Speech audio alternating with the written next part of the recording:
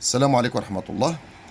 الطريقة الصحيحة لاستعمال قطرات الأذن خاصة في هذه الأيام ديال البرد، بحيث أنه كاين كثير من الناس كيديروا القطرات في الأذن، بحيث أنه كتكون درجة الحرارة الأذن سخونة ونقاطي باردين، بحيث أنه حين كيدير الإنسان المريض ديك القطرات الأذن يعني كيسبب له واحد الإزعاج وواحد الآلام، وربما كيسبب له حتى بعض الحكة في الودن ديالو. هذا واحد النوع ديال الخطأ في استعمال هذه القطرات.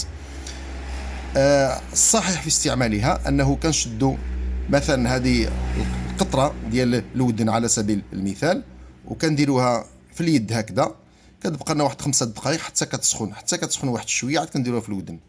او لا كتسخن واحد الكاس ديال الماء، الكاس ديالها تاي صغير، نص الكاس ديال الماء.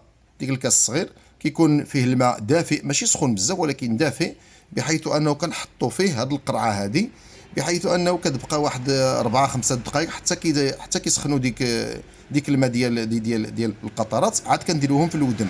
وخاصه الدراري الصغار هاد الايامات يعني كاين هذيك المرض الاذن وديك الشيء بسبب ديال الالتهاب وديك الشيء، كتلقى الناس بزاف كيديروا نقاطي للدراري في الاخير، يعني كينيضوا الصداع، كينيضوا كيبكي وهذا الى غير ذلك. علاش؟ كيحرقوهم هذيك من الداخل، والسبب هو هذا، السخانه مع البروده. وهذا الشيء اللي بغيت ننبه عليه هو انه كيخص لابد الانسان، يعني المريض سواء الكبير ولا الصغير، قبل ما يدير القطرات في ودنو يخليهم في يدو واحد 5 دقائق، او لا يسخن شويه ديال الماء كيف قلنا، ويديروا هذه القريعه هذه واحد 5 دقائق حتى تسخن شويه، عاد يديرهم في الودن، وديك الساعات يشدهم ويديرهم في البلاصه ديالهم عاود.